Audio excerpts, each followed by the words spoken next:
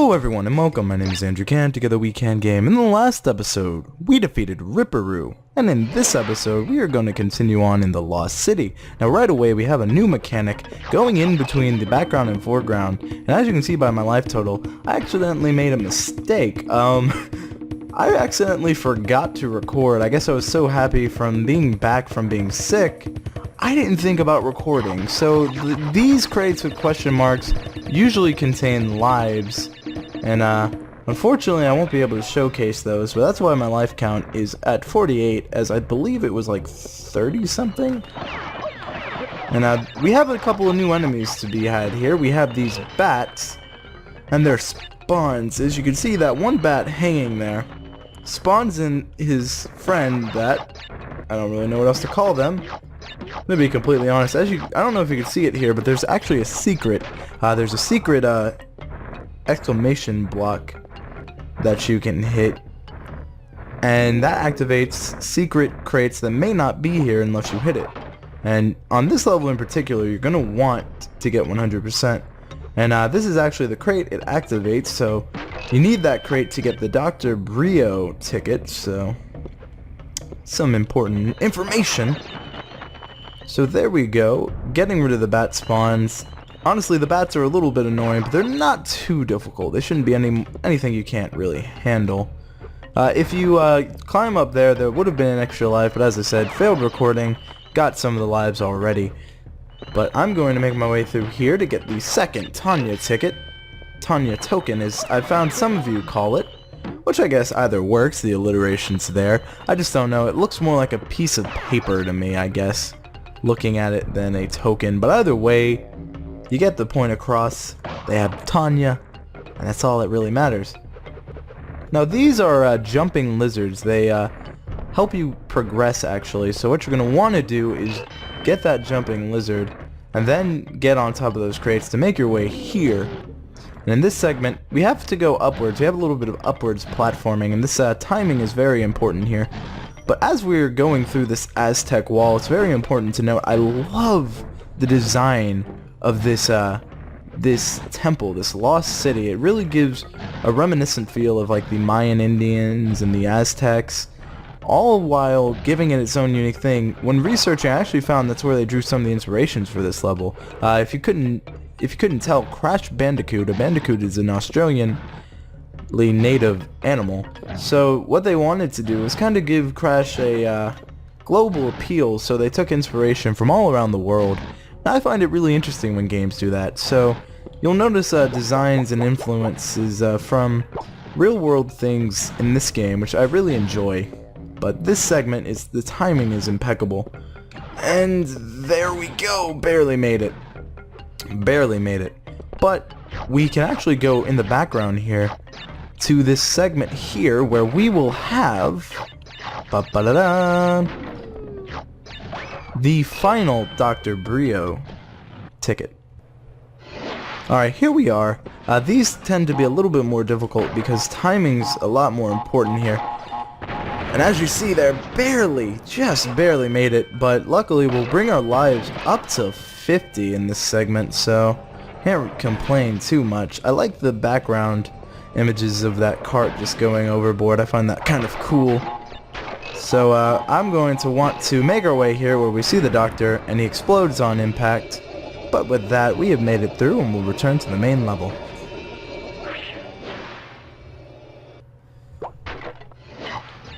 Alright, we're back. I kind of wish we had Aku Aku, because there's some segments like these jumping lizards coming up where he'd be nice just to have with us. And we have another new introduction of these platforms based on weight. As you see there, depending on where you stand depends on how those platforms hover, which is really interesting.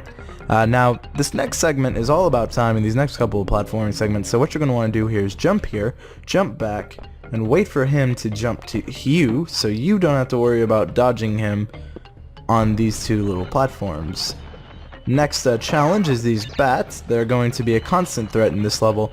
The bats and the lizards, the main thing you're going to want to look out for. So you're going to want to time it just right. You want the bats to pass as those are going in as such.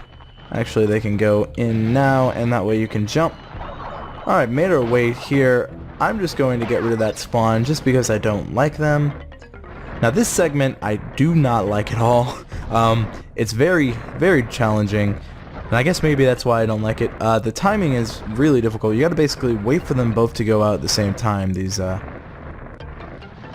These stone walls like that. So or go in, I should say. Go in at the same time. And here again, we want to wait for the 2 to go in. Or actually the 3. And there you go. Got through that. Now this one's a little bit more simple. There's only 2. I find the 2 to be simpler than the 3. Now here you're going to want to jump. Going to wait for the lizard to jump in the center because you're actually going to need its help to get up there, get that crate, because like I said, you're going to want to get the crate bonus in this one. This one in particular. So let us go.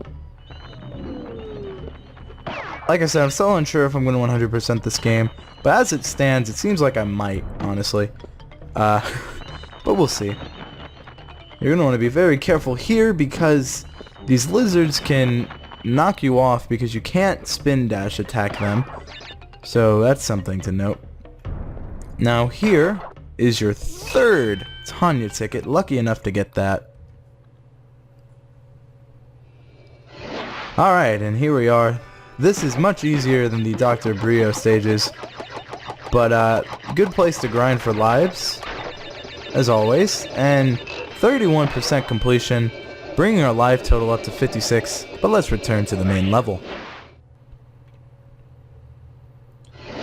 And we're back. Only a little bit left to do. God, I'm so happy to get through this level in particular. It's one of those levels I've always despised. And it was one of those levels I knew about, and I knew I wasn't going to have that much fun with it. But I've actually been doing surprisingly well, so I really am not going to complain too much. Now this is the one I wish I had Aku Aku for. I don't believe I actually need you for anything. But watch me be wrong. Now here's the one I need. You need this one for the metal crate in the middle there. So let us get him, get those 2 crates, get these Wumba fruits. Alright. I am very, very proud of how well I'm doing. And there's the exit. Total of 26 crates to be had here.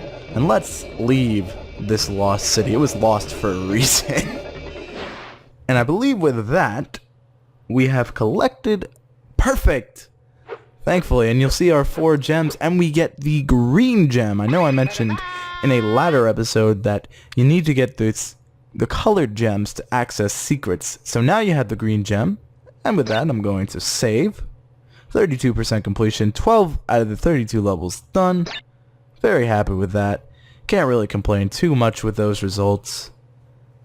And we're going to continue onward to the map, and in the next episode we are going to continue on our way to make progress on the 2nd island in Temple Ruins.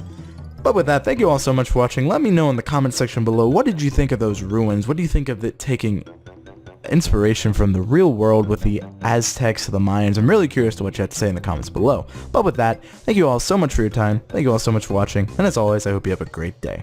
Bye.